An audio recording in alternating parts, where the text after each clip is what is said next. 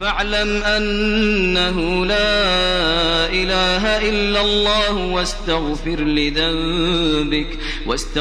لذنبك وللمؤمنين والمؤمنات والله يعلم متقلبكم ومثواكم. السلام عليكم ورحمة الله وبركاته. بسم الله الرحمن الرحيم. الحمد لله رب العالمين والصلاة والسلام على سيد الأنبياء والمرسلين نبينا محمد وعلى آله وصحبه أجمعين ومن تبعهم بإحسان إلى يوم الدين. گزشتہ درس میں حدیث نمبر 25 عائشہ رضی اللہ تعالیٰ عنہ کہتی ہیں کہ نبی کریم صلی اللہ علیہ وسلم منی کو دھوتے تھے، پھر آپ اسی کپڑے میں نماز کے لیے نکلتے تھے، اور آپ فرماتی ہیں کہ میں اس منی کو دھونے کا جو اثر رہ جاتا ہے کپڑے میں نے اس کو دیکھا۔ بخاری اور مسلم نے اس حدیث کو روایت کی، اور صحیح مسلم کی ایک روایت میں عائشہ رضی اللہ عنہ فرماتی ہیں کہ میں نبی کریم صلی اللہ علیہ وسلم کے کپڑے سے منی کو کھرچتی تھی۔ کھرچنے کا مطلب یہ ہے کہ کسی سوکھی چیز کو اپنے ناخن سے نکالے، اس کو کھرچنا کہتے ہیں، اور نبی کریم صلی اللہ علیہ وسلم اس میں نماز پڑھتے تھے۔ ایک اور روایت میں ہے کہ میں منی کو جب وہ سوکھ جاتا تھا، سوکھے ہوئے منی کو اپنے ناخن سے نبی کریم صلی اللہ علیہ وسلم کے کپڑے سے میں نکالتی تھی۔ گزشتہ درس میں عائشہ رضی اللہ تعالیٰ عنہ ام المؤمنین کے بارے میں ہم نے تفصیل سے سنا۔ صحابہ کے بارے میں آج کے زمانے میں خاص طور پر علم رکھنا بہت ضروری ہے، کیونکہ صحابہ رضی اللہ عنہم اجمعین حق اور باطل کے درمیان حد فاصل ہیں۔ حق اور باطل کے درمیان، یعنی صحیح عقیدہ اور صحیح منہج اور صحیح راستے پر رہنا یہ اللہ کی بہت بڑی نعمت ہے۔ سلف صالحین فرماتے تھے کہ مجھے نہیں معلوم اللہ تعالیٰ کی دو نعمتوں میں سے کون سی نعمت مجھ پر بڑی ہے، کہ اللہ تعالیٰ مجھے مسلمان بنایا یہ نعمت زیادہ بڑی ہے، یا ہے کہ اللہ تعالیٰ مسلمان بنانے کے بعد مجھے سیدھے راستے پر رکھا، غلط راستوں میں نہیں ڈالا، فرقوں میں، ان جماعتوں میں، ان باطل تحریکوں میں، نظریات میں اللہ نے نہیں رکھا، بلکہ وہ دین جو نبی کریم صلی اللہ علیہ وسلم لے کر آئے اس دین پر اللہ تعالیٰ نے مجھے رکھا، اس کی توفیق دی۔ یہ نعمت زیادہ بڑی ہے یا مسلمان ہونے کی نعمت زیادہ بڑی ہے، یہ نہیں معلوم۔ اس لیے کہ آپ کو معلوم ہے کہ مسلمان ہونے کے بعد بھی لوگ کیا کرتے ہیں، وہی کام کرتے ہیں جو غیر مسلموں کا کام ہے۔ لا الہ الا اللہ پڑھ رہے ہیں، محمد رسول اللہ پڑھ رہے ہیں، قبلے کی طرف، کعبے کی طرف نماز پڑھ رہے ہیں، سب کچھ جانتے ہوئے نعوذ باللہ وہی کام کرتے ہیں جو غیروں کا کام ہوتا ہے۔ تو پھر مسلمان میں اور کیا غیر مسلمان میں کیا فرق رہ گیا؟ تو کہنے کا مطلب یہ ہوا کہ ہم نے اپنے درس میں اسی وجہ سے جب کسی صحابی کا پہلی مرتبہ ذکر آتا ہے، کسی بھی صحابی کا، تو اس کے بارے میں، اس صحابی کے بارے میں تفصیل سے ہم بتاتے ہیں، اور یہ جو معلومات آپ کو بتائے جاتے ہیں، جیسا کہ میں نے بتایا امام ذہبی رحمۃ اللہ علیہ کی مایہ ناز کتاب سیر اعلام النبلاء بڑی شاہکار کتاب ہے، بڑی بہت ہی عمدہ کتاب ہے، اس کتاب سے یہ معلومات صحابی کے بارے میں ہم لیتے ہیں۔ اور اس کے علاوہ اگر اس میں نہ ہو تو کسی الاصابہ، جیسا کہ ابن حجر رحمۃ اللہ علیہ کتاب ہے، دوسری جو معتمد کتابیں ہیں صحابہ رضی اللہ اجمعین کے بارے میں، ان سے ہم یہ واقعات ذکر کرتے ہیں۔ اب آئیے جو حدیث ہم نے پڑھی عائشہ رضی اللہ تعالیٰ عنہ کی منی کے بارے میں، کیونکہ منی کا اس لیے ذکر آیا کہ کپڑے میں اگر پڑ جائے، نماز کے لیے پاکی صفائی کی ضرورت ہے، آدمی کا پاک رہنا ضروری ہے، کپڑوں کا پاک رہنا ضروری ہے، جس جگہ میں ہم نماز پڑھ رہے ہیں اس جگہ کا پاک ہونا ضروری ہے، تو لہذا طہارت کے مسائل میں، پاکی صفائی کے مسائل میں یہ مسئلہ آیا ہے۔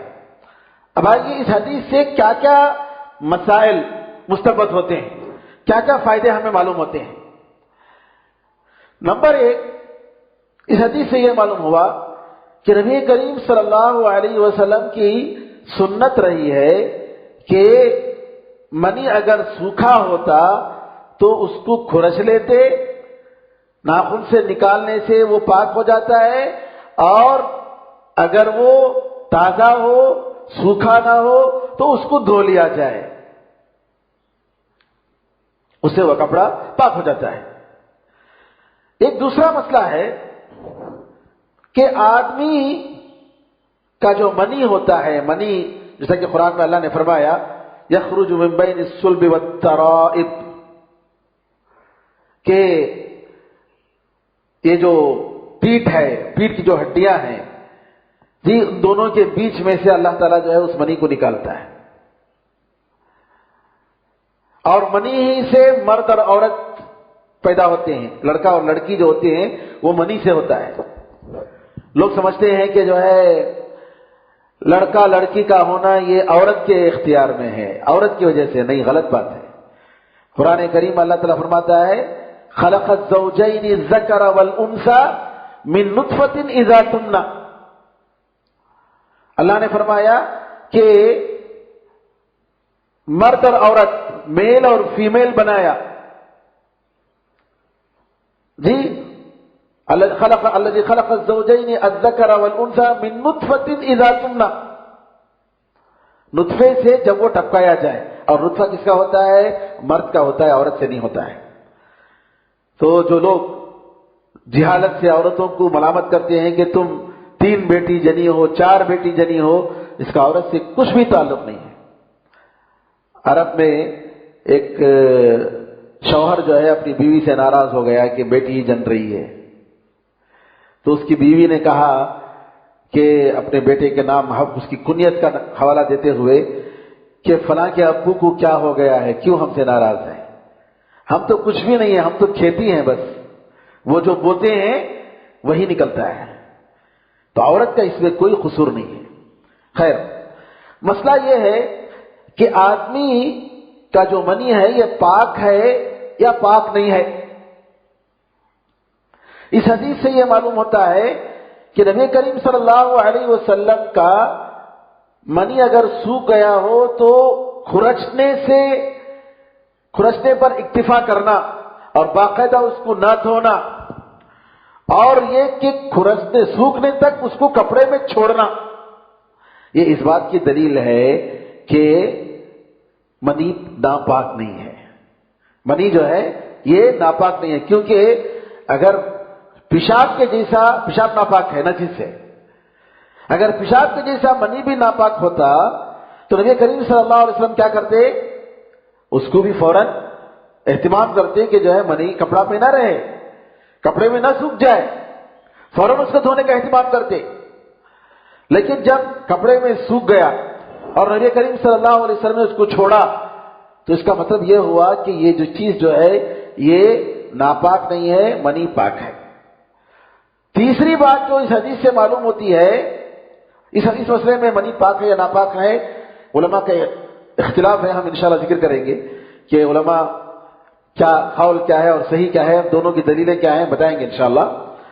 تیسرا مسئلہ جو اس سے استنباط ہوتا ہے کہ بہتر یہ ہے، مستحب ہے کہ اگر منی کسی کپڑے میں لگا ہوا تو اس کو دھو لیا جائے، دھو لینا کا پانی سے، یہ زیادہ بہتر ہے۔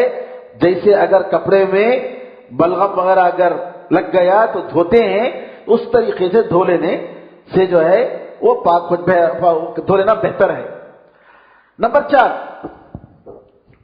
کہ اس جیسے منی جیسا یا بلغم جیسا اگر رہ گیا کپڑے میں تو اس کی وجہ سے ناپاکی نہیں ہوتی ہے، کوئی مسئلہ نہیں ہے، اور نماز اس سے متاثر نہیں ہوتی ہے، اس کی وجہ سے نماز ہماری خراب نہیں ہوتی ہے۔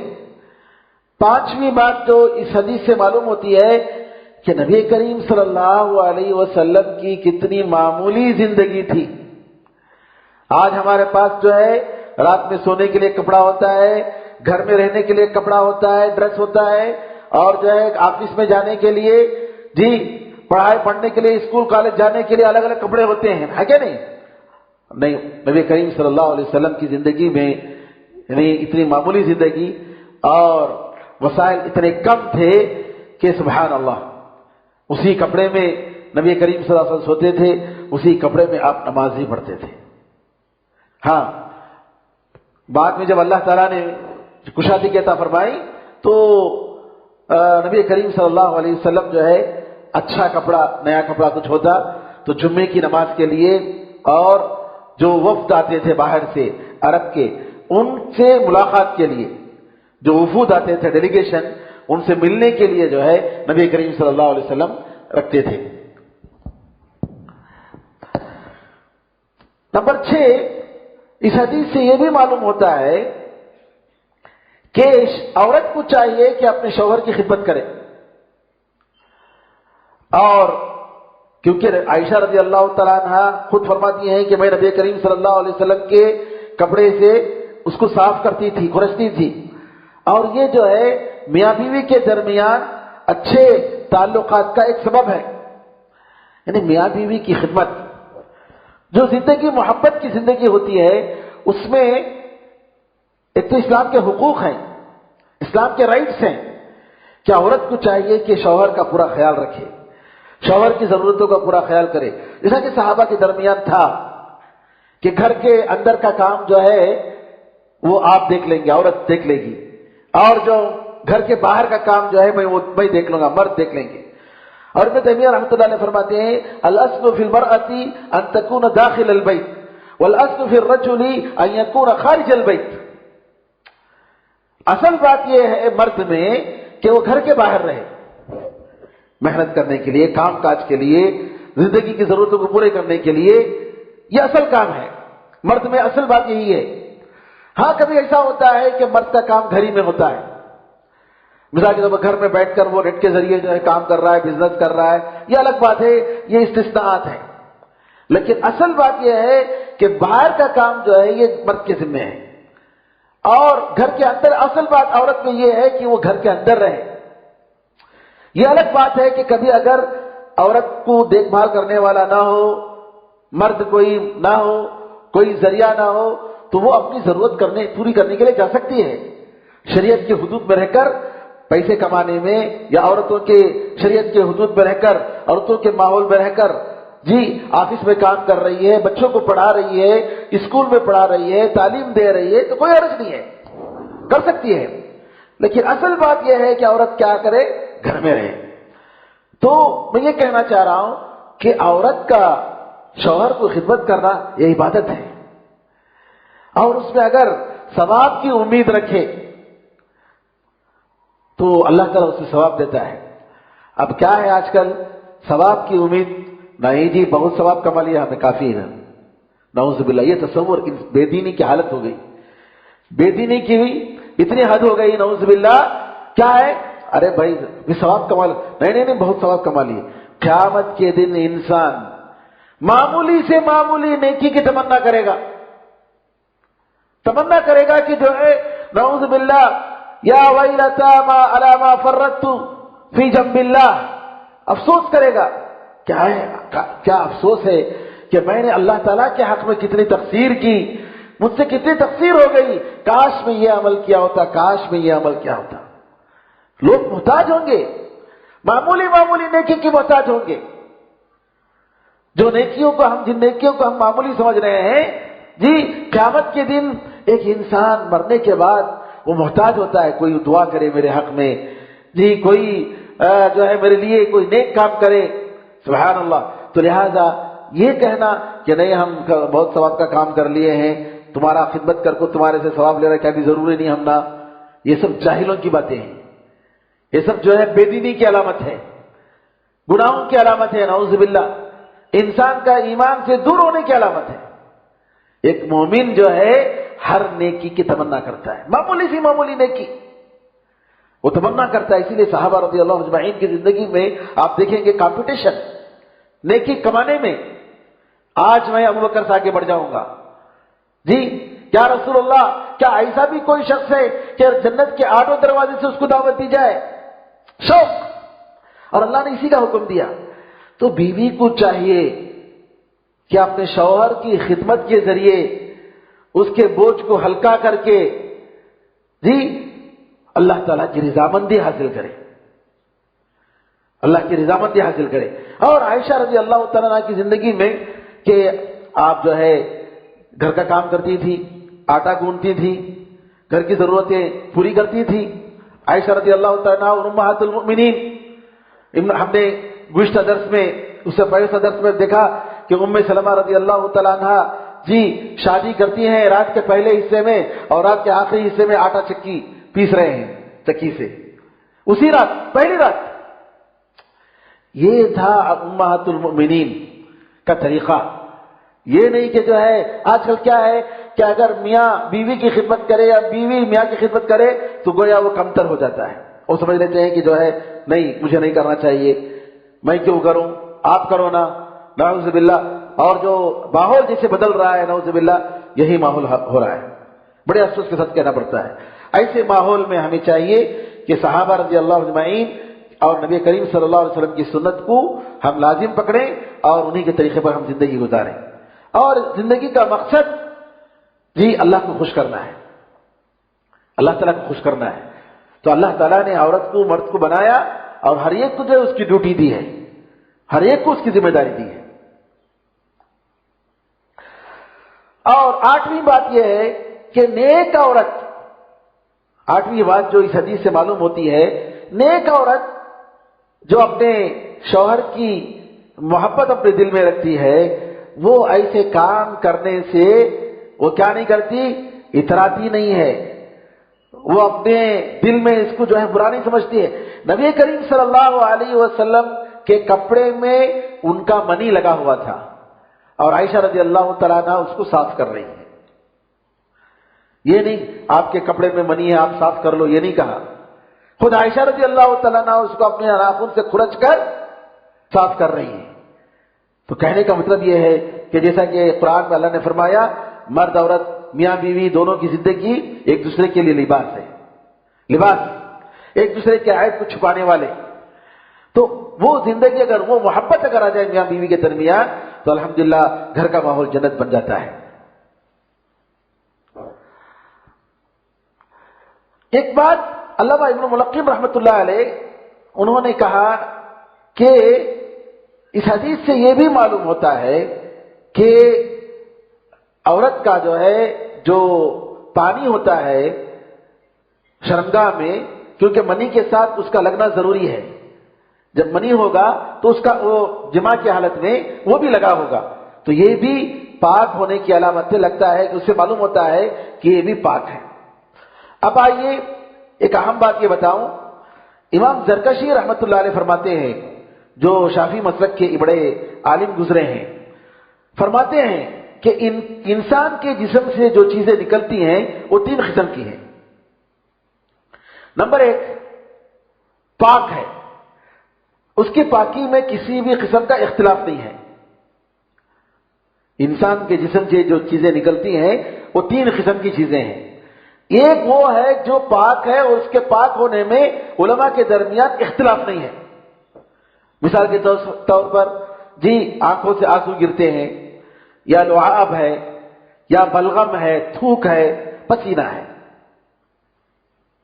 انسان کا، اس کے بارے میں علماء میں کوئی اختلاف نہیں ہے کہ یہ چیزوں کے لگنے سے کپڑے میں بدن میں جو ہے نماز ناپاک ہو جاتی ہے، نماز انسان نہیں پڑھ سکتا. ایسا نہیں، کوئی حرج نہیں، نماز ہو جاتی ہے. نمبر 1. نمبر 2 انسان کے جسم سے نکلنے والی چیزوں میں دوسری قسم کی چیز جو ہے جس کی گندگی کے ہونے میں، جس کی نجاست میں کسی کا اختلاف نہیں ہے. سارے علماء کا یہ قول ہے کہ یہ ناپاک ہے. پہلے ہم نے کہا پاک، آنکھوں میں سے آنسو جو نکلتے ہیں وہ بلغم ہے، تھوک ہے، لعاب ہے، یہ ساری چیزیں پاک. دوسری چیز جو ناپاک، جس کے بارے میں کوئی اختلاف نہیں ہے، انسان کا جو پاخانہ ہے، پیشاب ہے، ودی، مزی اور خون. ودی کیا ہے؟ پیشاب نکلنے کے بعد سفید پانی نکلتا ہے، سفید رنگ کا، پیشاب جیسا ہی ہوتا ہے، پتلا ہوتا ہے لیکن سفید ہوتا ہے، اس کو ودی کہتے ہیں. ودی عربی میں اس کو ودی کہتے ہیں۔ مزی کیا ہے؟ منی اور مزی میں فرق ہے۔ مزی جو ہے باریک پتلا ہوتا ہے منی کے مقابلے میں، جبکہ منی گاڑھا ہوتا ہے۔ منی گاڑھا ہوتا ہے اور منی کی وجہ سے غسل واجب ہو جاتا ہے، منی کی وجہ سے غسل واجب ہو جاتا ہے، اور منی جوش کے موقع پر، شہوت کے موقع پر شرمگاہ سے نکلتا ہے اور کودتے ہوئے نکلتا ہے شہوت کے موقع پر۔ یہ جو منی ہے اور گاڑھا ہوتا ہے، اس میں گیہوں کی بو ہوتی ہے، گیہوں کے جیسی بو ہوتی ہے، یہ منی ہے۔ مزی ایسا نہیں ہوتا ہے۔ مزی یہ بھی جو ہے جوش کے موقع پر نکلتا ہے، لیکن منی کے جیسا گاڑھا نہیں ہوتا، یہ پتلا ہوتا ہے، پتلا ہوتا ہے، پانی کے جیسا ہوتا ہے، پتلا ہوتا ہے۔ اور مزی میں اور منی میں جیسا کہ میں نے بتایا فرق یہ ہے کہ منی کی وجہ سے غسل واجب ہے، غسل کے بغیر وہ نماز نہیں پڑھ سکتا، چاہے احتلام کی حالت میں۔ احتلام کا مطلب یعنی آدمی سوتے سوتے خواب دیکھا کچھ اور جو ہے اس کے جسم سے منی نکل گیا، یہ احتلام۔ عورتوں کو بھی احتلام ہوتا ہے، جیسا کہ حدیث میں آتا ہے، کیونکہ نبی کریم صلی اللہ علیہ وسلم سے ایک صحابی عورت نے سوال کیا، ام سلیم رضی اللہ عنہا نے، کہ عورت کو احتلام ہوتا ہے؟ تو نبی کریم صلی اللہ علیہ وسلم نے فرمایا کہ عورت کو احتلام ہوتا ہے۔ اگر احتلام نہیں ہوتا تو پھر بچہ جب ماں کے جیسا ہوتا ہے تو کس کی وجہ سے وہ شباہت آتی ہے؟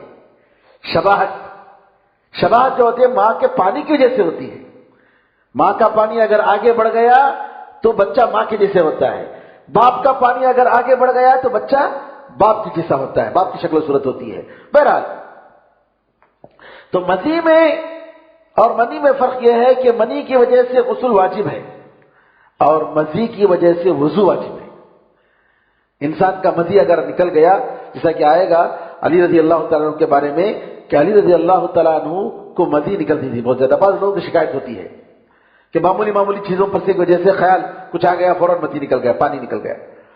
تو انہوں نے چونکہ عائشہ فاطمہ رضی اللہ تعالیٰ عنہ سے کہ ان کے شوہر تھے نبی کے اعظم کی بیٹی، تو شرم سے انہوں نے سوال نہیں کیا۔ ان کے ایک دوست مقداد بن اسود سے کہا کہ آپ جو ہے ذرا پوچھو نبی کریم صلی اللہ علیہ وسلم سے کہ اگر مزی نکلے تو کیا حکم ہے، کیا کرنا چاہیے؟ تو نبی کریم صلی اللہ علیہ وسلم نے فرمایا کہ مزی میں وضو ہے، غسل ضروری نہیں ہے۔ تو یہ چیزیں جو ہیں ناپاک ہیں، علماء کے درمیان اس میں کوئی اختلاف نہیں ہے۔ پاخانہ ہے، پیشاب ہے، اور ودی، جیسا کہ میں نے کہا ودی جو ہے پیشاب کرنے کے بعد سفید پانی نکلتا ہے، اور مزی جو پتلا ہوتا ہے، پانی کے جیسا ہوتا ہے، اور وہ بھی شہوت کا ارادہ وغیرہ کرنے کے موقع پر ہوتا ہے، اور خون، یہ چیزیں جو ہیں ناپاک ہیں، ان کے ناپاکی میں کوئی اختلاف نہیں ہے۔ تیسری چیز جو انسان کے بدن سے نکلتی ہے، اس میں اختلاف ہے۔ پہلے ہم نے کہا کہ جس کے پاک ہونے میں کوئی اختلاف نہیں، دوسرا ہم نے کہا کہ جس کے ناپاک ہونے میں کوئی اختلاف نہیں، تیسری قسم کیا ہے جس میں علماء کے درمیان اختلاف ہے، اور وہ ہے منی ہے۔ منی کے بارے میں علماء میں اختلاف ہے کہ یہ پاک ہے یا ناپاک ہے۔ علامہ ابن تیمیہ رحمۃ اللہ علیہ فرماتے ہیں کہ منی پاک ہے، اور عائشہ رضی اللہ تعالیٰ عنہ کا کبھی دھونا اور کبھی جو ہے سوکھے ہوئے منی کو کپڑے سے کھرچ کر نکالنا، اس سے معلوم ہوتا ہے کہ یہ بلغم اور بعض گندگی وغیرہ کوئی لگ جائے جیسے ہم صاف کر دیتے ہیں ہاتھ سے، اس کے جیسا ہے۔ اور یہ فرمایا کہ یہ کئی صحابہ کا قول ہے، اور امام محمد رحمۃ اللہ علیہ کا مشہور قول یہی ہے کہ منی جو ہے پاک ہے، یہ ناپاک نہیں ہے۔ علماء احناف رحمۃ اللہ علیہ اور مالکیہ مذہب کے علماء رحمۃ اللہ علیہ مجمعین، ان کا خیال یہ ہے کہ منی ناپاک ہے۔ حنفی اور مالکی علماء، ان کا یہ خیال ہے کہ منی ناپاک ہے۔ ان کی دلیلیں یہ ہیں کہ نبی کریم صلی اللہ علیہ وسلم کبھی اس کو دھوتے تھے، دھونا کا مطلب یہ ہوا کہ وہ ناپاک ہے۔ دوسری بات یہ ہے کہ وہ پیشاب کی جگہ سے نکلتا ہے، جیسے پیشاب نکلتا ہے اسی جگہ سے پیشاب کی جگہ سے نکلتا ہے، اس وجہ سے بھی ناپاک ہے۔ اور یہ کہا کہ انسان جس چیز سے پیدا ہوتا ہے، منی سے انسان پیدا ہوتا ہے جی، اس کا نجس ہونا کوئی گندی بات نہیں ہے جی، کیونکہ اس کے بعد خون بنتا ہے، انسان منی سے نطفے سے کیا بنتا ہے؟ علقہ بنتا ہے، جو گوشت خون کا لوتھڑا ہوتا ہے، اور خون ناپاک ہے تو یہ بھی ناپاک ہونے میں کوئی حرج نہیں۔ اور انہوں نے یہ کہا کہ منی کو کھرچنے کا مطلب یہ ہوا کہ اس کو بھی صاف کیا گیا۔ جیسے اگر کوئی چپل پہن کر جا رہا ہے اور چپل میں کوئی گندگی لگ گئی تو بعد میں جب سوکھی زمین جو آتی ہے، اور سوکھی زمین کے آنے سے جو چپل پاک ہو جاتا ہے، تو جس طریقے سے گندگی پاک ہو گئی، یہ بھی پاک ہو گئی۔ تو حنفی علماء اور مالکی مسلک کے علماء کا خیال یہ ہے کہ یہ چیز جو ہے منی ناپاک ہے، اور اس کو جو ہے جیسا کہ نبی کریم صلی اللہ علیہ وسلم نے جو ہے دھویا تھا یا کھرچا تھا، اسی سے جو اسی طریقے کرنا چاہیے۔ لیکن امام شافعی رحمۃ اللہ علیہ اور امام احمد رحمۃ اللہ علیہ کا قول یہ ہے کہ منی ناپاک نہیں ہے بلکہ پاک ہے، اور یہ بلغم کے جیسا ہے، اور ان کی دلیلیں یہ ہیں کہ نبی کریم صلی اللہ علیہ وسلم کبھی سوکھے ہوئے منی کو کیا کیے؟ کھرچ کر نکالا، جیسا کہ ہم نے بتایا۔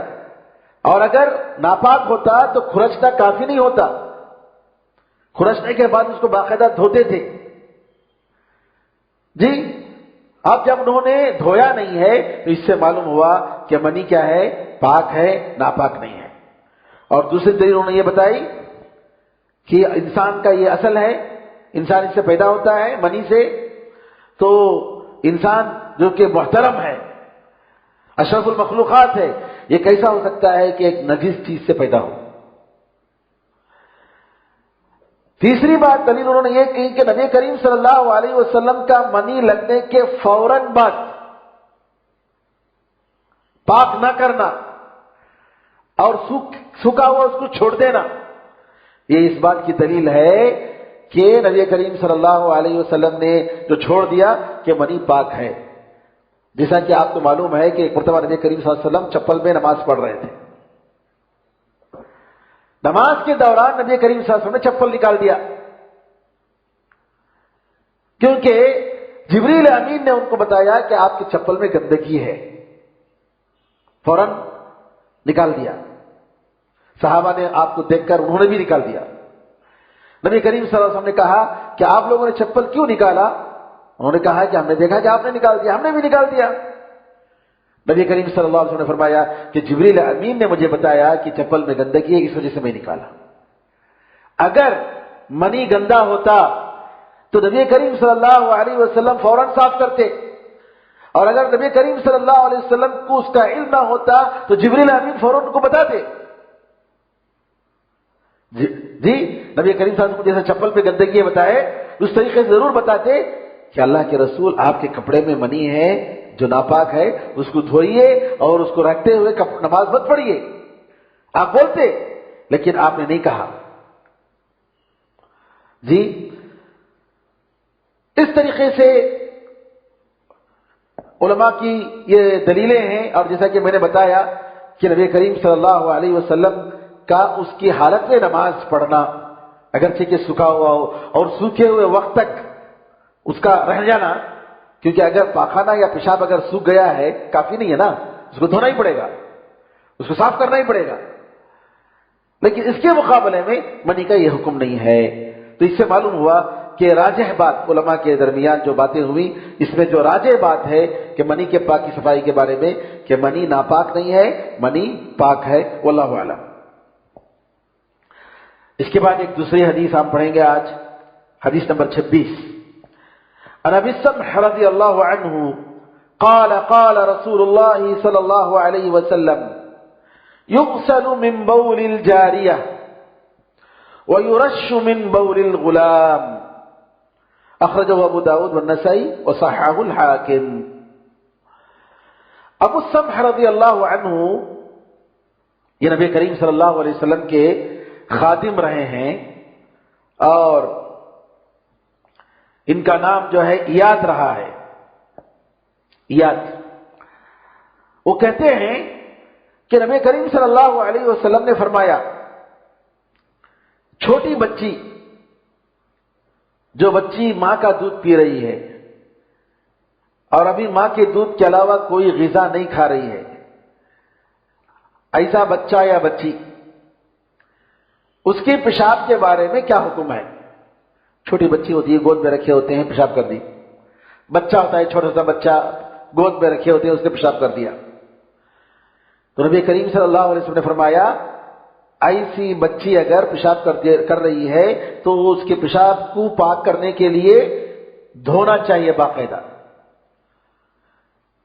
چھوٹی بچی کے پیشاب کی کو دھویا جائے گا، لیکن چھوٹا بچہ اگر پیشاب کر رہا ہے تو اس پر پانی جو ہے، پانی کے چھینٹے مارنے سے کافی ہے، اس کو باقاعدہ دھونا ضروری نہیں ہے۔ ایک ہی مرحلے کے بچے ہیں، دونوں چھوٹے ہیں، دونوں دودھ پینے والے بچے۔ لڑکا اگر ہو تو اس کے لیے باقاعدہ دھونے کی ضرورت نہیں ہے، دھو لے تو اچھا ہے، افضل ہے، لیکن پیشاب کر دیا اگر بچہ، چھوٹا بچہ جو دودھ پی رہا ہے ماں کا اور دودھ کے علاوہ کوئی دوسری غذا نہیں کھا رہا ہے تو پانی چھڑکیں کافی ہے، ٹھیک ہے۔ اور اگر بچی ہے، بچی نے پیشاب کر دیا تو ایسی حالت میں باقاعدہ اس کو کیا کریں گے؟ دھوئیں گے۔ اس حدیث کو ابو داؤد اور نسائی نے روایت کی اور امام حاکم نے اس کو صحیح قرار دیا، اور ابن حجر رحمۃ اللہ علیہ نے تلخیص الحبیر میں بھی صحیح قرار دیا، اور امام بخاری رحمۃ اللہ علیہ نے بھی یہی قرار دیا کہ یہ حدیث صحیح ہے، اور اسی طریقے سے امام دارقطنی اور بیہقی اور دوسرے علماء کا بھی یہی خیال ہے کہ یہ حدیث صحیح حدیث ہے۔ امام قطانی رحمۃ اللہ علیہ فرماتے ہیں کہ تقریباً 15 صحابہ سے یہ روایتیں ہیں، اور ان میں سے ام قیس بنت محسن کی روایت ہے کہ امام بخاری اور امام مسلم اس حدیث کی روایت کی کہ ام قیس رضی اللہ عنہ ایک ان کے بچے کو، چھوٹے بچے کو لے کر آئے جو ابھی کھانا نہیں کھایا تھا، کھانا شروع نہیں کیا تھا، ماں کے دودھ ہی پر جو ہے اس کی زندگی گزر رہی تھی، کھانا بھی شروع نہیں کیا تھا۔ نبی کریم صلی اللہ علیہ وسلم کے پاس وہ لے کر آئی ام قیس بنت محسن رضی اللہ عنہا۔ نبی کریم صلی اللہ علیہ وسلم نے اس بچے کو اپنے گود میں بٹھایا اور اس بچے نے پیشاب کر دی۔ تو نبی کریم صلی اللہ علیہ وسلم نے پانی منگوایا اور پانی منگوا کر اس پر چھڑکا، چھینٹے مارے، اور نبی کریم صلی اللہ علیہ وسلم نے اس کو باقاعدہ نہیں دھویا۔ یہ صحیح بخاری اور صحیح مسلم کی حدیث ہے جو اس کی تائید کرتی ہے۔ اب اس حدیث سے جو مسائل معلوم ہوتے ہیں وہ نمبر ایک یہ ہے کہ بات تو یہ ہے کہ چھوٹے بچے چاہے لڑکا ہو یا لڑکی ہو دونوں کا حکم ایک ہی ہونا چاہیے، لیکن نبی کریم صلی اللہ علیہ وسلم کی سنت، آپ کا فرمانا اور آپ کا عمل یہ اس بات کی دلالت کرتا ہے کہ چھوٹا بچہ جو دودھ پینے والا بچہ ہے وہ اگر پیشاب کر دے گود میں تو باقاعدہ دھونے کی ضرورت نہیں ہے، پانی کے چھینٹے مارنے سے وہ گندگی دور ہو جاتی ہے، اتنا کافی ہے، اور اس پر آدمی اس میں نماز پڑھ سکتا ہے۔ اور دوسری بات یہ معلوم ہوئی کہ دودھ پینے والی اگر بچی ہو، بچہ نہ ہو، لڑکا نہ ہو بلکہ چھوٹی لڑکی اگر ہے تو اس کا پیشاب عام لوگوں کے پیشاب کے جیسا اس کا حکم ہے، وہ ناپاک ہے، وہ نجس ہے، اس کو باقاعدہ دھونا چاہیے اگرچہ کہ وہ ابھی نئی پیدا ہوئی ہو۔ سمجھ میں آیا؟ یہ دوسرا حکم جو ہے اس سے معلوم ہوتا ہے۔ اسی طریقے سے یہ بھی معلوم ہوا کہ کپڑا یا جگہ اگر لڑکی نے پیشاب کر دی تو اس جگہ کو بھی کیا کرنا چاہیے؟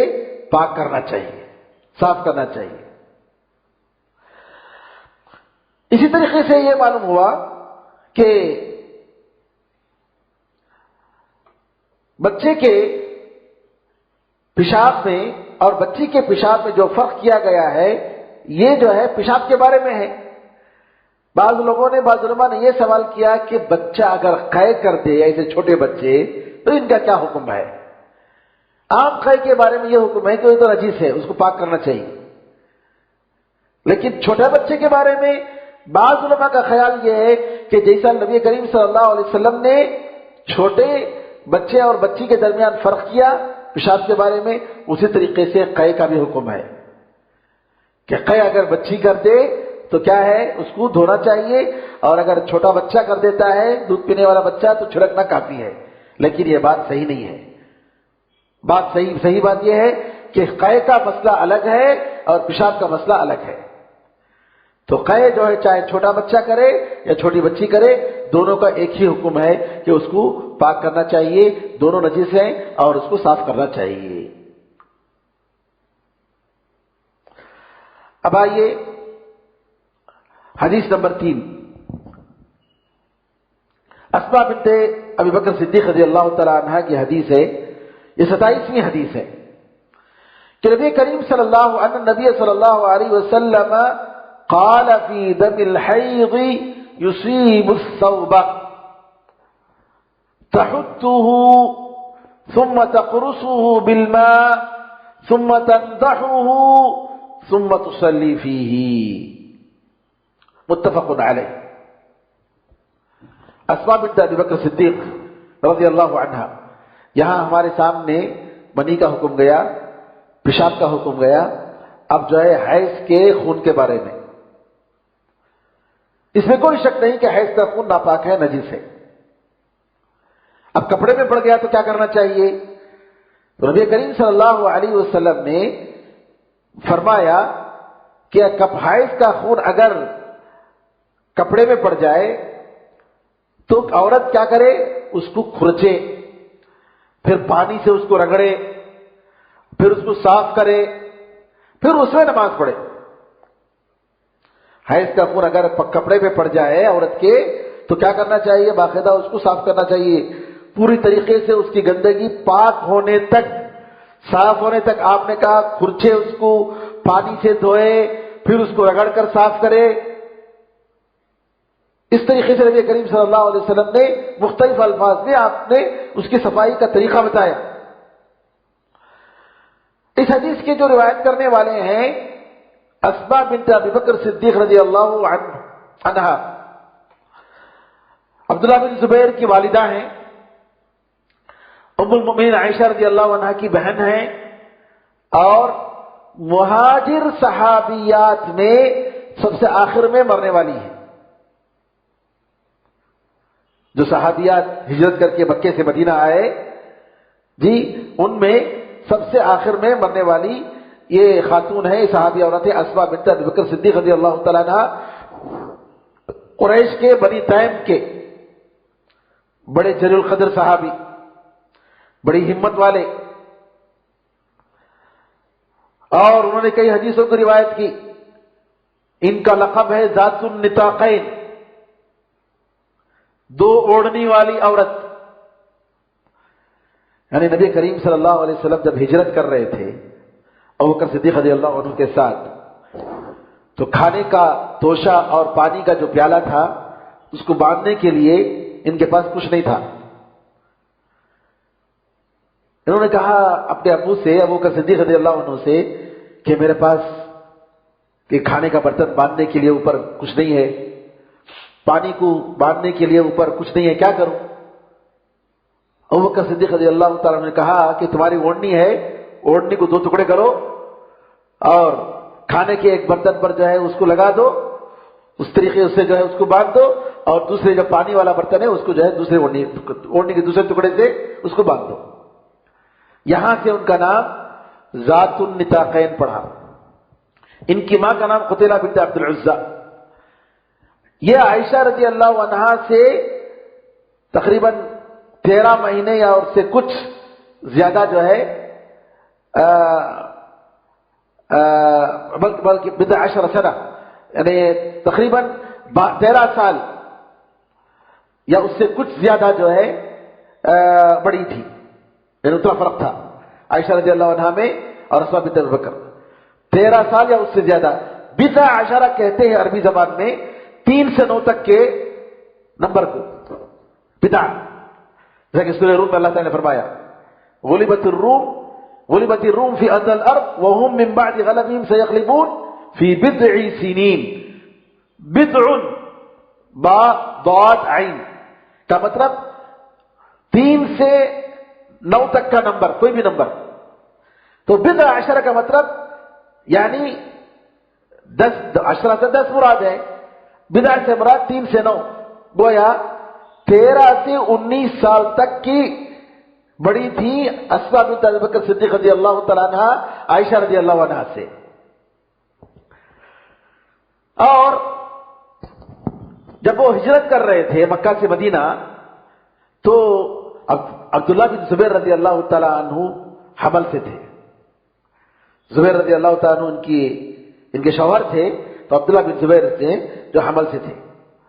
اور کہتے ہیں کہ اتنی مضبوط تھی یہ خاتون کہ ان کے ایک دانت بھی نہیں گرے تھے، حالانکہ عمر لمبی پائی لیکن ایک دانت بھی نہیں گرے. اور جنگ یرموک میں اپنے شوہر زبیر رضی اللہ عنہ کے ساتھ جنگ میں شریک ہوئے. اسما رضی اللہ عنہا، ان کے باپ ابو بکر صدیق اور ان کے دادا ابو قحافہ اور ان کے بیٹے عبداللہ بن زبیر، ان کے شوہر زبیر، یہ پانچوں کے پانچ کیا ہیں؟ صحابی.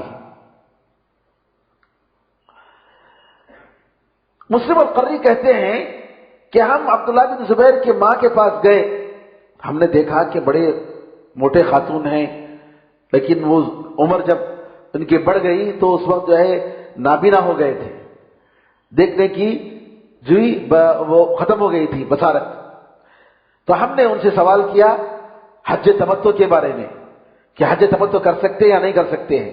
انہوں نے کہا کہ نبی کریم صلی اللہ علیہ وسلم نے اس کی اجازت دی. اسما بنت ابی بکر صدیق رضی اللہ تعالیٰ فرماتی ہیں کہ نبی کریم صلی اللہ علیہ وسلم جب مکہ سے ہجرت کر کے گئے مدینہ تو ان کے پاس جو بھی مال تھا سب لے کر گئے.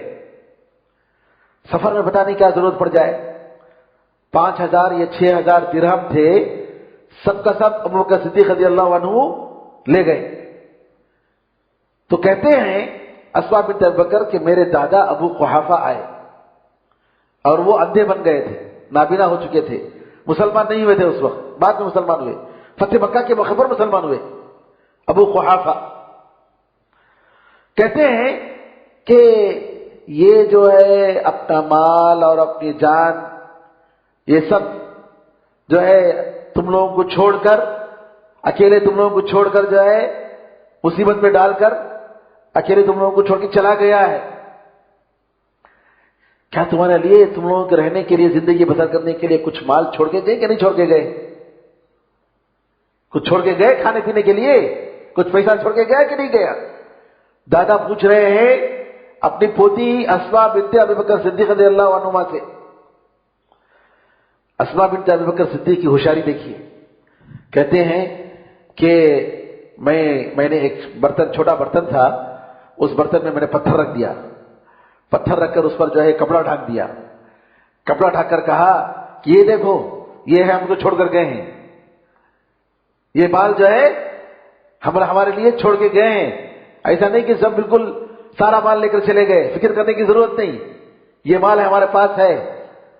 تو جو ہے انہوں نے ابو قحافہ نے چھو کر دیکھا، کہا کہ یہ چھوڑ کے گئے ہیں، ہاں اگر یہ چھوڑ کر گئے تو ٹھیک ہے، کوئی مسئلہ نہیں ہے، پرابلم نہیں ہے. اس طریقے سے اسما بنت ابی بکر صدیق رضی اللہ عنہما اپنے دادا کو تسلی دیتے ہیں. معلوم ہونا چاہیے، اس سے معلوم ہوتا ہے کہ یعنی انسان کو، ایک مومن کو ہوشیار رہنا چاہیے. جی ہوشیار رہنا چاہیے کہ کیسے حالات میں کیا کرے، کس طریقے سے آدمی جو ہے معاملات کو سنبھالے. ایک سلف کے ایک عالم کے بارے میں آتا ہے کہ انگریزوں نے ان کی تلاشی کے لیے گھر میں آئے، کہا کہ جو ہے فلاں صاحب کہاں ہیں. فوج کا آدمی آیا، فوجی آ کر کہا فلاں صاحب کہاں ہیں. تو جن سے پوچھا جا رہا تھا وہی تھے، وہ انہی سے پوچھ رہا ہے فلاں صاحب کہاں ہے. وہ کیا کیا، اپنی جگہ سے اٹھ کر بازو کھڑ گئے. وہ جس جگہ بیٹھے ہوئے تھے اس جگہ سے اٹھ کر جی ہٹ گئے, ہٹ کر بازو کھڑ کے گئے, ارے وہ تو یہی تو تھے, یہی تو تھے وہ. تو ان فی المعارض لمندوحۃ عن الکذب, یعنی اشارے کنائے کی باتوں سے انسان کو جی جھوٹ سے نجات مل سکتی ہے. ضرور نہیں کہ جھوٹ بولے, اشارے کنائے کی باتوں سے کیا ہو سکتا ہے کہ انسان جو ہے جھوٹ سے بچ سکتا ہے. اسماء بنت ابی بکر صدیق کہتی ہیں جیسا کہ ابن اسحاق نے سیرت میں بتایا کہ جب نبی کریم صلی اللہ علیہ وسلم ہجرت کر کے نکل گئے تو اس وقت ابو جہل اس کے چند دوستوں کے ساتھ ابو بکر صدیق رضی اللہ عنہ کے گھر آیا اور آ کر کہنے لگا اسماء بنت ابی بکر سے کہ تمہارا باپ کہاں ہے. تلاشی کرنے لگا کیونکہ معلوم تھا کہ ابو بکر صدیق رضی اللہ تعالیٰ عنہ رسول اللہ صلی اللہ علیہ وسلم کے خاص دوست ہیں. کہا کہ تمہارا باپ کہاں ہے؟ تو اسماء بنت ابی بکر صدیق رضی اللہ عنہ نے فرمایا لا ادری واللہ, اللہ کی قسم مجھے نہیں معلوم ہے. اور واقعی نہیں معلوم, کیونکہ نبی کریم صلی اللہ علیہ وسلم کہاں گئے کسی کو نہیں معلوم. لیکن ابو جہل جو ظالم تھا وہ جو ہے ایک تماچا مارا اسماء بنت ابی بکر صدیق رضی اللہ تعالیٰ عنہ کو, اور جس کی وجہ سے ان کے کان میں جو بالی تھی وہ گر گئی. پھر وہ لوگ چلے گئے. اسماء بنت ابی بکر صدیق کہتے ہیں کہ 3 دن تک ہمیں نہیں معلوم تھا کہ نبی کریم صلی اللہ علیہ وسلم کدھر گئے. اس کے بعد ہم نے 3 دن کے بعد جن کی ایک آواز ہم نے سنی, لوگوں نے مکے میں سنا, جس میں جو ہے اشعار پڑھ رہا تھا. وہ جن اشعار میں اس نے کہا جزا اللہ رب الناس خیر جزائه رفیقین قالا خیمت معبدی. اللہ تعالیٰ جو لوگوں کا پروردگار ہے بہترین بدلہ دے ایسے 2 دوستوں کو جنہوں نے معبد کے خیمے میں جو ہے قیلولہ کیا. تھوڑی دیر کے لیے دوپہر میں وہ رکے تھے راستے میں جاتے ہوئے. تو کہتے ہیں کہ تب ہم لوگوں کو معلوم ہوا کہ نبی کریم صلی اللہ علیہ وسلم مدینہ کی طرف گئے, ورنہ ہمیں معلوم نہیں تھا کہ دونوں کدھر گئے. اسماء بنت ابی بکر صدیق رضی اللہ تعالیٰ کے بارے میں آتا ہے کہ وہ اپنے سر پر ہاتھ رکھ کر کہتے کہ جو ہے یہ جو درد ہو رہا ہے میرے سر میں, تکلیف ہو رہی ہے میرے سر میں, اور یہ میرے گناہ کی وجہ سے ہو رہا ہے, اور اللہ تعالیٰ جو معاف کرتا ہے وہ اور زیادہ ہے. یعنی انسان کو جو تکلیف ہوتی ہے یہ اس کے گناہوں کے بدلے میں, اور اللہ تعالیٰ جو ایسے ہی معاف کر دیتا ہے اپنے فضل و کرم سے وہ اور بھی ہے. یعنی اگر جیسا کہ قرآن میں اللہ نے فرمایا اگر اللہ تعالیٰ انسانوں کو ان کے گناہوں کی پاداش میں سزا دیتا, اللہ فرماتا ہے ما ترک علی الارض من دابہ, کہ زمین پر ایک جانور کو بھی نہیں چھوڑتا. زمین پر ایک جانور کو بھی نہیں چھوڑتا. لوگوں کے ظلم کے بدلے میں اگر اللہ تعالیٰ لوگوں کو سزا دے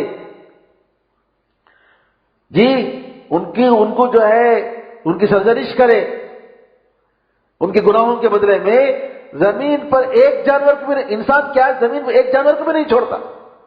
انسان کی اتنی زیادہ گناہ ہے, لیکن اللہ تعالیٰ کیا کرتا ہے رحمان اور رحیم غفور اور غفار معاف کر دیتا ہے, معاف کر دیتا ہے.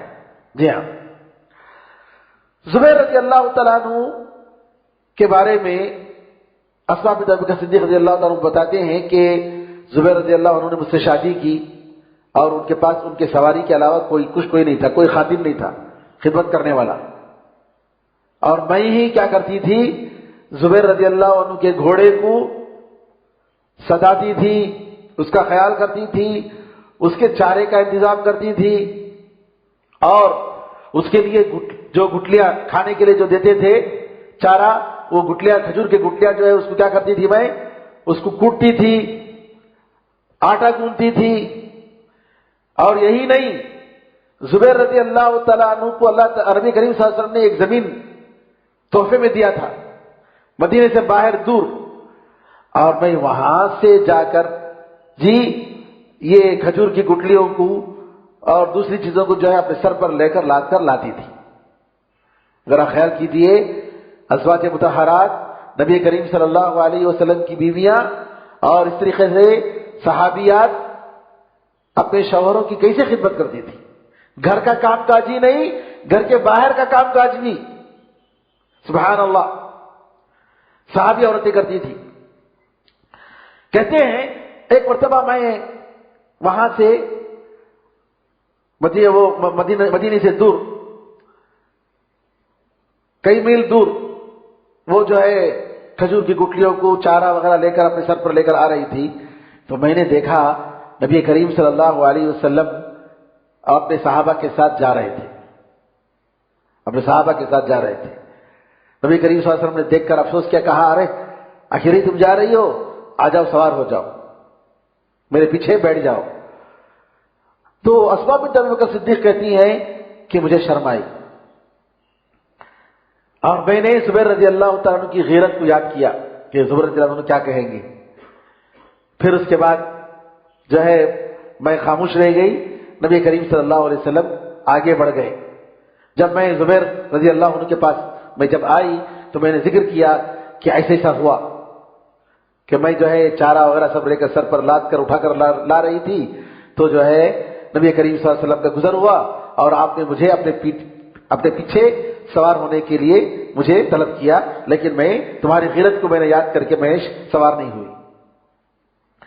زبیر رضی اللہ تعالیٰ نے کہا کہ اللہ کی قسم، تمہارا نبی کریم صلی اللہ علیہ وسلم کے پیچھے جی سوار ہو کر آنا اس سے زیادہ میرے لیے جو ہے یہ بات افسوس کی بات تھی کہ تم اپنے سر پر جو ہے ان گٹلیوں کو اٹھا کر لے کر لاد کر جا رہی تھی، یہ زیادہ جو ہے میرے لیے تکلیف دہ تھی۔ کہ تم سوار ہو جاتے تو کوئی تکلیف نہیں تھی، لیکن سر پر جو لاد کر ان کے سامنے جو جا رہے تھے یہ اچھا نہیں لگا مجھے۔ کہتے ہیں اسماء بنت ابی بکر صدیق رضی اللہ تعالیٰ عنہ، اس کے بعد ابوبکر صدیق رضی اللہ عنہ جو ان کے والد تھے، انہوں نے اپنی بیٹی کے لیے تحفہ دیا، ایک نوکر ان کے لیے خادم دیا، ایک غلام تحفے کے طور پر۔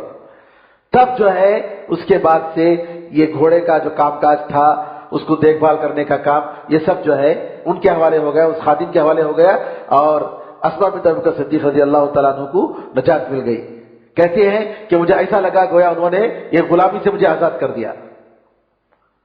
یہ کام تھا ایک بڑی ذمہ داری، گھر کے اندر کا کام، بھگے باہر کا کام جی۔ اسی طریقے سے اسماء بنت ابی بکر صدیق رضی اللہ تعالیٰ عنہ کے بارے میں آتا ہے کہ ان کی ماں مدینے کو آتی ہیں جبکہ وہ کافر تھی، مسلمان نہیں ہوئی تھی، اور نبی کریم صلی اللہ علیہ وسلم سے پوچھتے ہیں کہ میری ماں جو ہے وہ کچھ امید سے یہاں آئی ہے میرے پاس، کیا میں ان کے ساتھ اچھا سلوک کر سکتی ہوں؟ تو نبی کریم صلی اللہ علیہ وسلم فرماتے ہیں کہ ہاں، اپنے ماں کے ساتھ اچھا سلوک کرو، اگرچہ کہ وہ کافر ہی صحیح، کیونکہ وہ ماں ہے تمہاری، تم اسے ان کے ساتھ اچھا سلوک کرو۔ اسماء بنت ابی بکر صدیق رضی اللہ تعالیٰ عنہ بڑی سخی اور بہت لوگوں میں سخاوت کرنے والی تھی۔ ان کے پاس یہ تھی کہ جو ہے لوگوں کے پیسے جو بھی آتا خرچہ کر دیتی تھی، جو بھی لوگ اگر پیسے ان کے پاس ایکسٹرا کچھ پیسے آتا صدقہ کر دیتے تھے۔ عائشہ رضی اللہ تعالیٰ کے پاس یہ تھا کہ جمع کرتے تھے، اور جمع ہونے کے بعد جو ہے پھر اس کے بعد لوگوں میں صدقہ کرتے تھے، لیکن ان کی عادت تھی کہ جو ہے کیا آیا تو فوراً صدقہ کر دیا۔ اور عائشہ رضی اللہ عنہ کے بارے میں یہ بھی آتا ہے کہ ایک مرتبہ جو ہے معاویہ رضی اللہ تعالیٰ عنہ نے یا عبداللہ بن زبیر نے ان کے پاس 2 تھیلیوں میں مال بھیجا، تو جو ہے شام تک انہوں نے اس کو خرچ کر دیا۔ اسی طریقے سے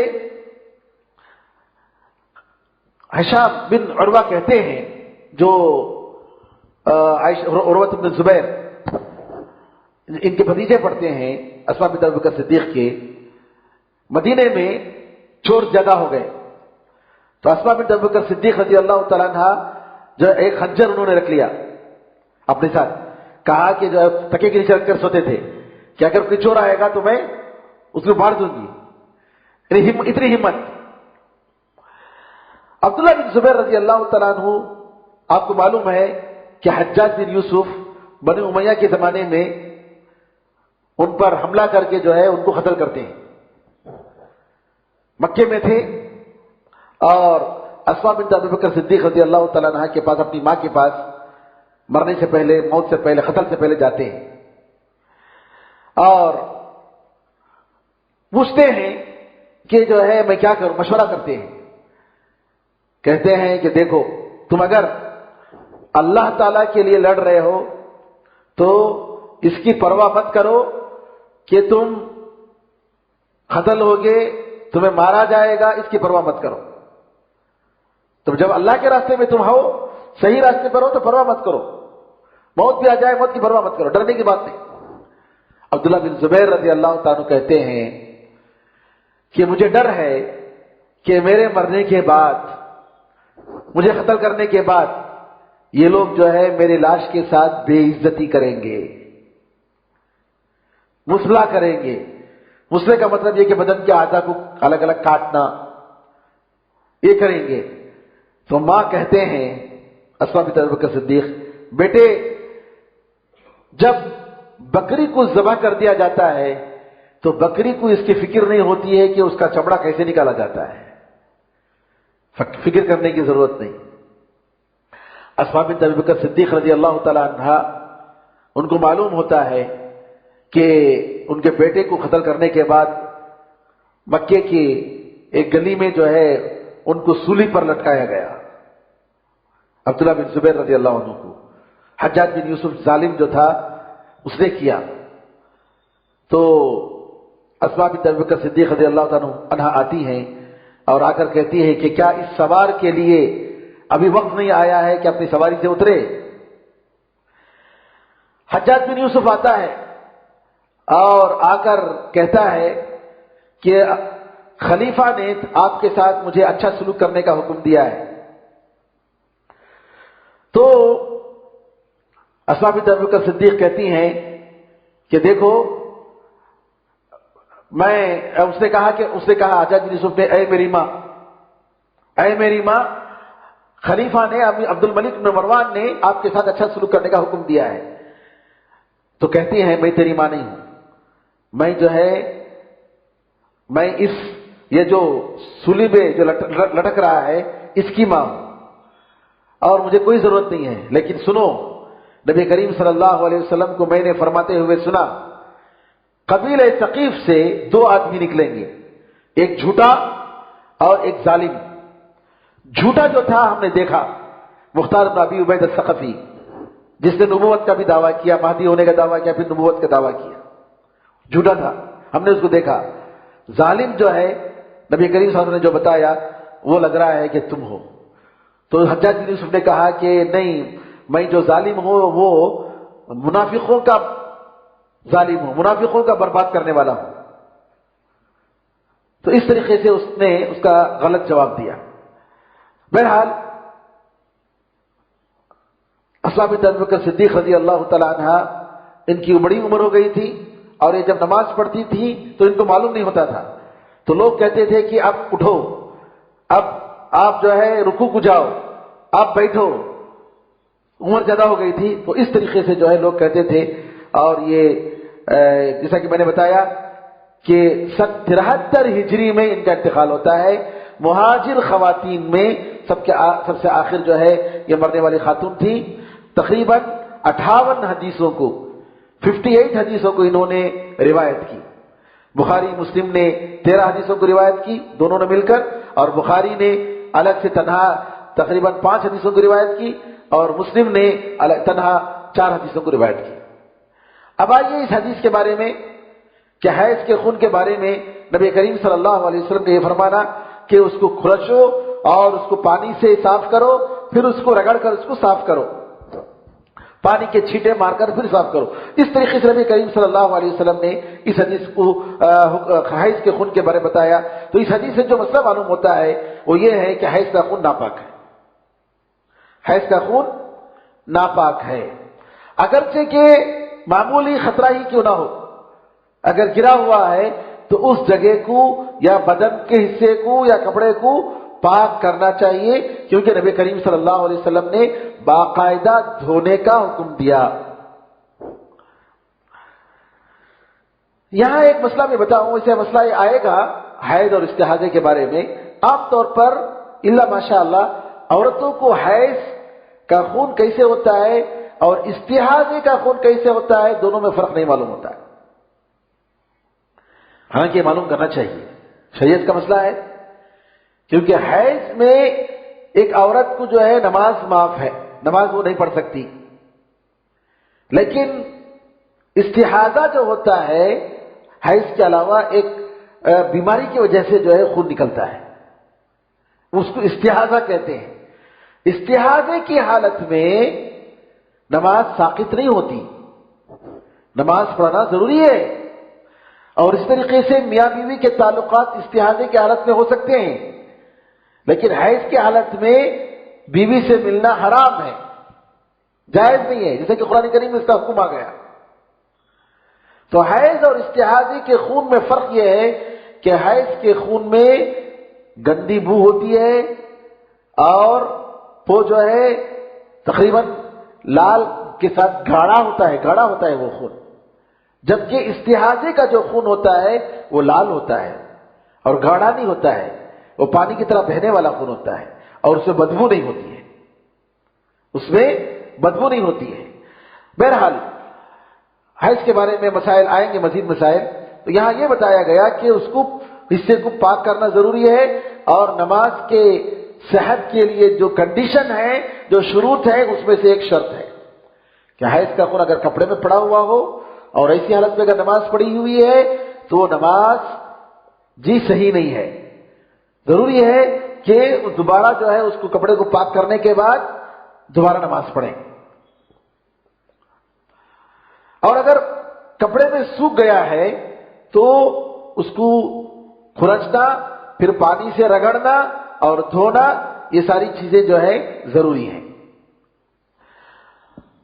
حیض میں اگر کپڑا جو ہے حیض کا خون میں اگر لگا ہے، اگر کپڑے میں اگر حیض کا خون، تو صاف کرنے کے بعد اس کپڑے میں نماز پڑھ سکتے ہیں، یہ نہیں کہ جو ہے ضروری ہے کہ اس کپڑے میں ہم نماز نہیں پڑھیں، نہیں، پاک ہو گیا اگر کپڑا پاک ہے تو اس میں نماز پڑھنے میں کوئی حرج نہیں ہے۔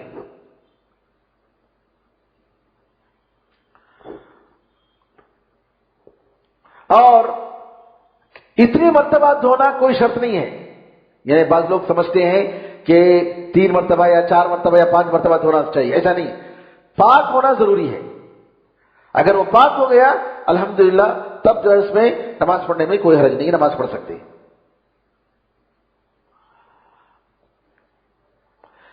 اس حدیث سے بہرحال یہ معلوم ہوا کہ حیض کا کپڑا جو ہے حیض کا خون ناپاک ہے، اگر کپڑے میں پڑ جائے تو اس کو پاک کرنا چاہیے، پاک کرنے کے بعد جو ہے اس میں نماز پڑھ سکتے ہیں، کوئی حرج نہیں ہے۔ واللہ اعلم وصلی اللہ وسلم علی نبینا محمد وعلی آلہ وصحبہ وسلم۔